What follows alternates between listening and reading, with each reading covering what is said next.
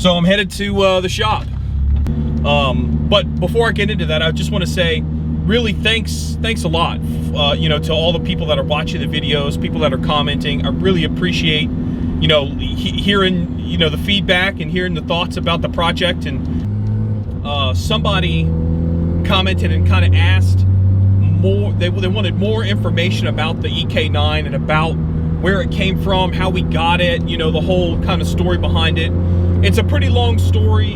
I'm not going to get into all the details about everything, but basically, we've had the car, and I say we've had the car for a couple of years now, or it'll be 2 years in January. I'm sorry.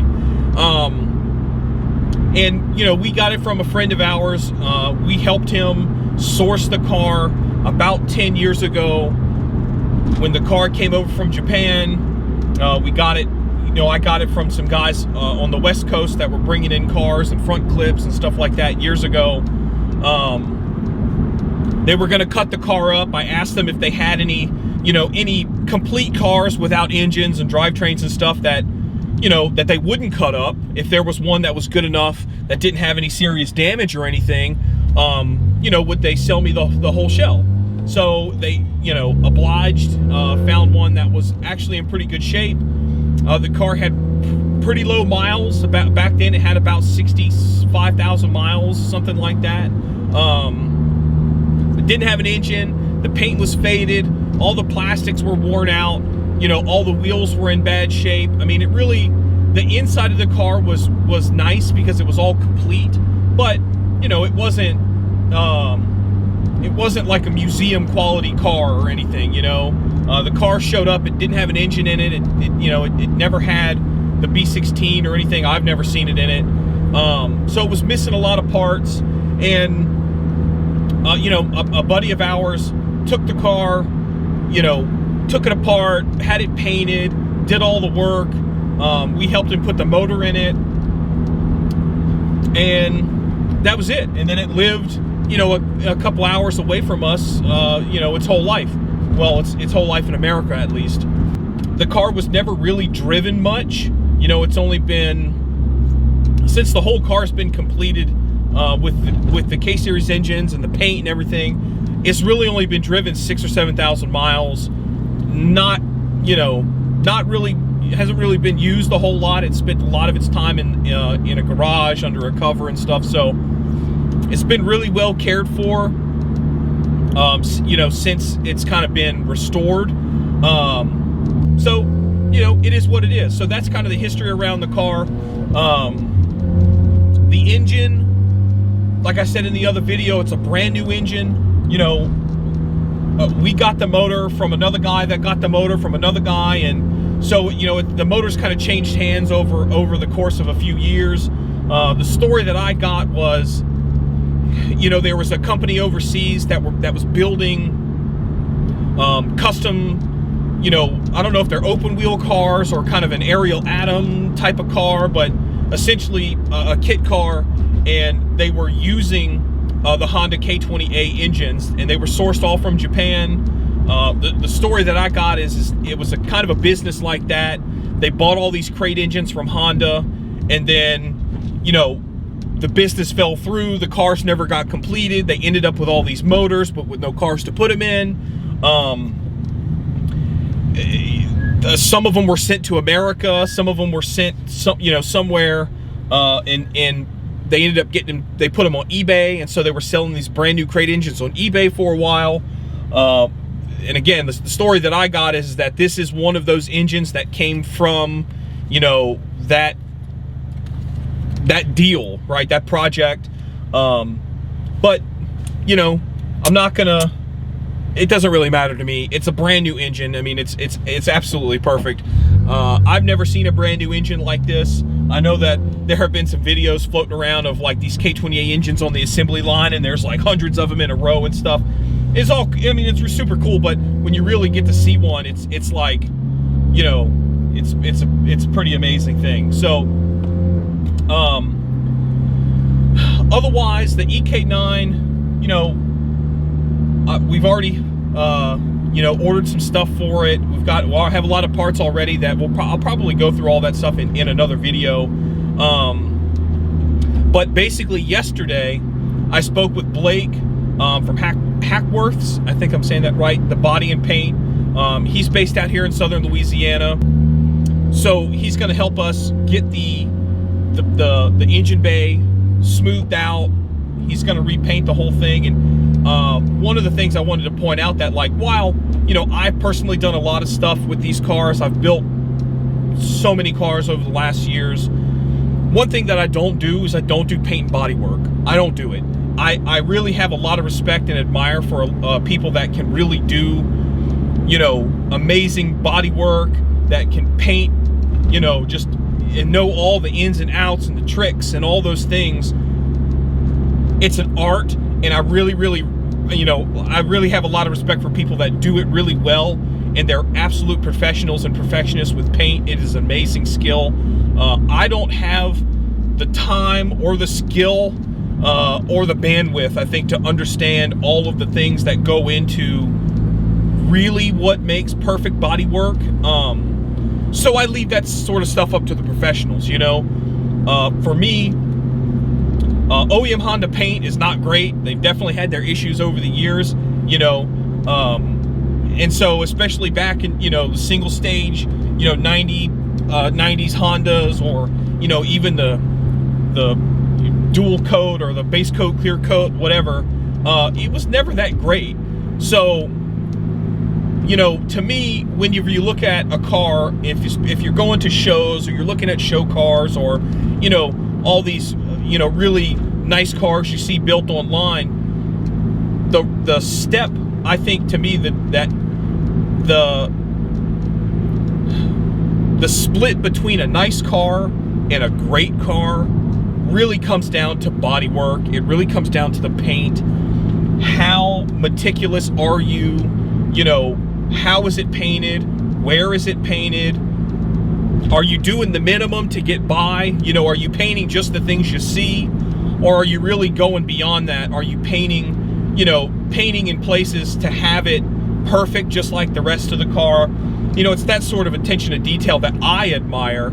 And I get, hey, you know, it's not for everybody. Some people don't feel like that. They say, look, you're never going to see it. It doesn't really matter. Yeah, and that's true. You know, a lot of, and the reality is like, look, if you're building your own car, no one else is going to come in and take it apart and look at all the nooks and crannies. So yeah, I get it. But hey, at the end of the day, if it's important to you, you know, you do it how you want. But for me, these brakes. But for me, you know, really having really good paint and body work is just, I mean, that's the key, you know, to me. Anybody can buy parts. Anybody can go online and get some really cool, rare stuff. You know, you can paint your car a cool custom color. You know, you can put big tires and wheels on it. I mean, you can do all these things and use all these pieces to create something. But when you look at the details, when you really get up close to the car and you look at, you know, why you did this and why you did that, to me, I think that that's really what sets apart a lot of the cars that are built today, you know. And so kind of with that, I'm gonna get someone else to paint the engine bay. You know, I'm not like, I'm not a, I mean, I do, like I said, I do a lot of stuff myself. I literally DIY, I do a lot of stuff. But paint body work, it's just not one of those things. So Blake, the painter, he came over, he looked at it, you know, he heard some of the concerns that I had, and I think it's gonna work out really great. He understands, you know, the level of detail that I'm looking for, some of the things that I'm concerned about with, you know, the car's it's been painted, the engine bay's been painted a couple of times. I was worried about, you know, getting that paint, how thick it was, and when you start building paint on paint on paint, bad stuff can happen. And over time, it's, you know, it can chip and flake and crack and get really nasty. So again, you know, I think what we talked about and kind of what we worked out is really going to work out great. So thank you, Blake, for helping out with that, and I look forward to getting the car, you know, over to you soon. We'll trailer it over to his shop at some point in the future. when it's ready to go and he's got the time and the space for it. And I'm going to document all that stuff as well. So we'll go through, you know, the process of taking the car apart, getting it prepped for paint. You know, I'll spend some time over at his shop with it. Golly. And kind of talk about, you know, what to look for, what kind of materials we're going to use to fix some of the imperfections that the car has. The engine bay was all shaved and, you know, smoothed out and everything. I don't really think it has a whole lot of body filler, but, you know, it's a car, and especially an older Honda, none of the, you know, we haven't welded any of the seams or anything. So, you know, the body of the car moves around, especially when you've got, you know, 200 more wheel horsepower in the front of these things.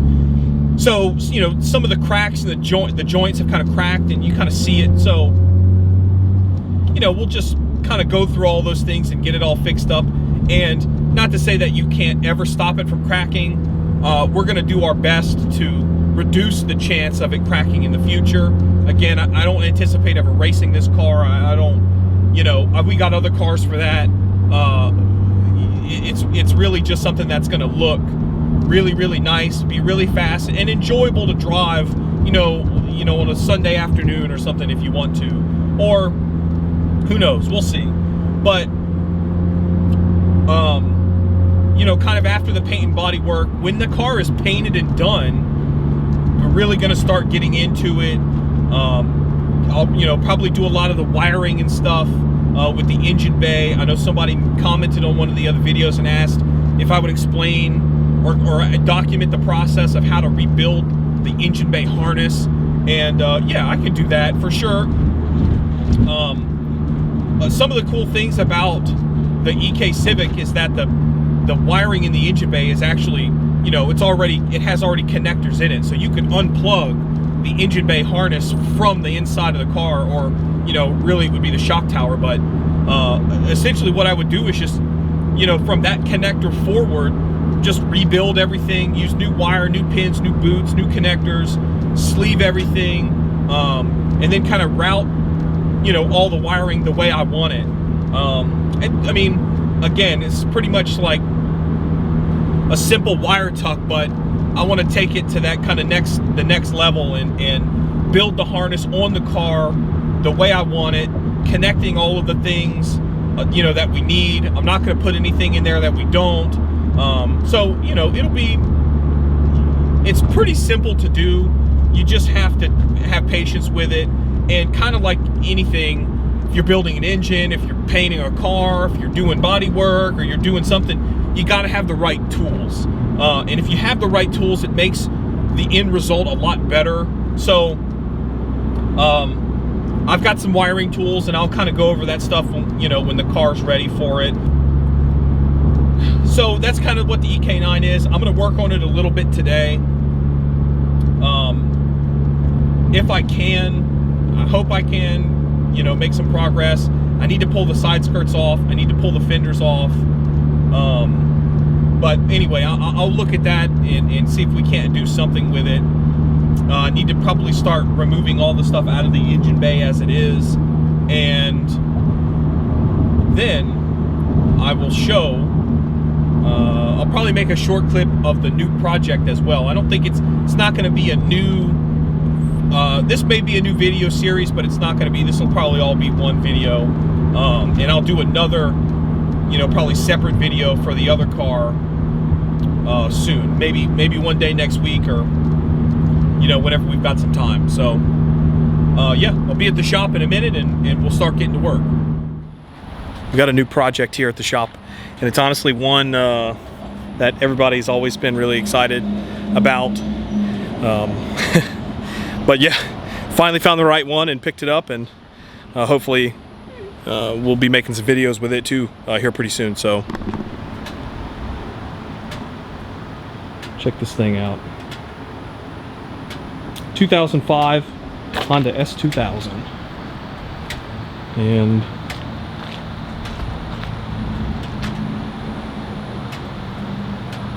it is awesome. So we've got it. It's got an OEM hardtop. It has OEM Honda CR front lip, which was added by the previous owner. And really the only mods on the car are coilovers and diff mounts. So it's got innovative diff mounts, 10 flex coilovers, and this aftermarket wing. Little spoiler here. Yeah, so that's pretty much it. I won't talk too much about it because we're going to go work on the EK9, but this thing is pretty sweet, and these things are so much fun to drive. I miss my S2000 so much. You know, it's definitely a really fun car to drive. And even though they're, you know, relatively slow, you know, I'm not going to say that they're, you know, crazy slow. It's definitely way slower than this thing in every single way, but there's nothing quite like the feel of the S2000. You know, the way it drives, the way the steering feels, you know, it's such a unique car, and it's honestly one of the best Hondas ever made. One of definitely my, you know, top 3 most favorite cars is the S2000. It's such a great car. So I'm really glad that we've got one and that we can, you know, do some work to it. We're gonna change a few things on it, get it cleaned up. You know, it's only had like 2 owners, you know, since 2005, and you know, it just really needs a good polish. So we'll clean it up and you know, do paint correction, and we'll ceramic coat it, and we'll just get it looking really good. Still have some stuff to do with this thing, so it's just been kind of hanging out, so I haven't forgot about it. And then obviously the beast in the background, the FK8. Definitely have some cool stuff coming for this car as well. Gonna get it ready to go back on track here in the next few weeks. So we're gonna do some upgrades, maybe some wheels and tires, change out the front splitter, do some maintenance, brake fluid, you know, oil, stuff like that. So we'll keep going on that one. But yeah, for now, this S2000 is awesome, and everybody here, like I said, is super excited, and honestly, like, everybody's fighting over driving it. So so we'll get back to the EK9.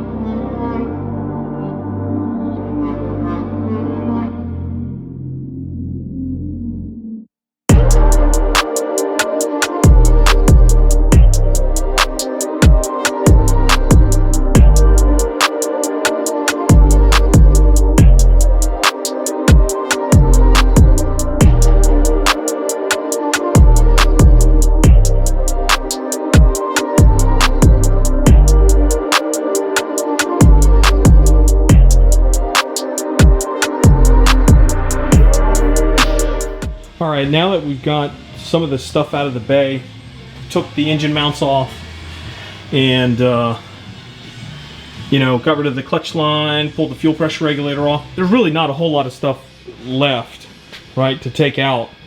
I'm going to be pulling the suspension and the subframe and the shifter box and cables and stuff out of it before it goes on the lift and before it's ready to go to paint. But one of the things, and you know, I saw whenever I was pulling this stuff off, is really just how this wiring is run through here. And I don't know if you can see it, but like, looks like the wires were fished through the frame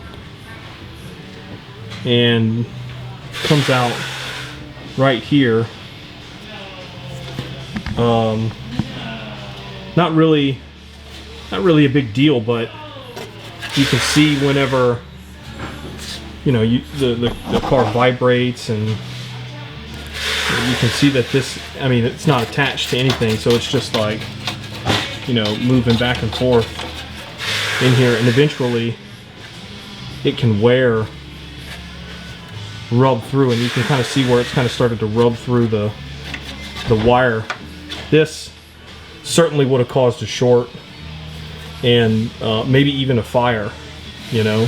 So if this plastic and stuff starts to melt, shorts out, definitely if it's not fused or something like that, you know, it could definitely start melting all this stuff, and then it would be a super bad day. But I'm gonna pull the wires out of this connector right here, because I don't know what this goes to off the top of my head. I feel like this is like a fan connector or something, but I'm gonna cut all the zip ties, and I'm gonna pull the wire harness back through the driver's side, because all of this stuff is connected together. And then unfortunately, unlike the factory stuff, they don't have any connectors in here except for this one, and I can probably unplug that and get rid of most of it. But you know, you can see that the same thing is over here. The wire goes through this channel. It's really not the best way to do it, honestly. Best way is, and the way that I'm going to do it is just like this. At least if the wires are, you know, even if they're zip tied to this, you know, they're not going to be touching metal on metal. And certainly if you zip tie anything, having some sort of you know, bushing or something under this, that way when the car, you know, if it vibrates like this, this, you know, won't eventually wear a groove or wear into it. So, you know, simple stuff. And then again, like, man, this thing's dirty. You see these screws, like these self-tapping screws. This is not a bad way to do it, but the problem is when you do this, you're drilling into the steel right here, right? You're drilling into this metal, and if you don't pull this out and paint everything and then screw it back in, and even if you do that, it's going to be metal on metal. This is going to rust and could eventually rust, you know, kind of this area out. It's just Honda uses these plastic clips, and these are, you know, like pre-drilled holes in here, and these plastic pieces snap in and then they snap together. So you're really not doing anything metal on metal here. This is not a bad way. You just have to protect the raw, you know, the raw metal. And especially like, since this car clearly did not have fender liners in, I mean, look at the dirt and, like, you know, how nasty all of this stuff is in here. Getting water or driving it through puddles or rain or anything is just going to make it worse. And, you know, that's kind of exactly what happened here. So we'll redo this, and whenever I build the harness for it, I've got some cool ties that I'll kind of stick on here that will hold everything tight. So, all right, well, let's keep cleaning this thing up.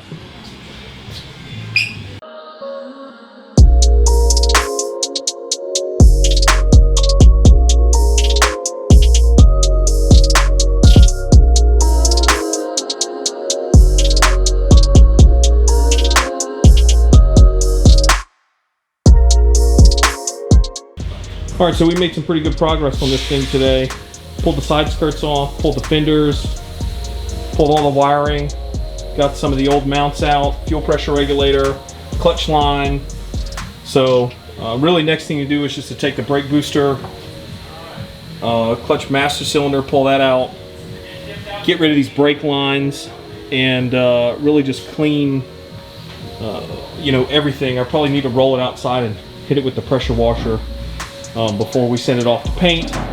And yeah, just keep going with it. We got a lot of other projects going on now, so I don't know what the next or when the next video will be out for this car, but I'll be sure to film and document whatever else I do to it.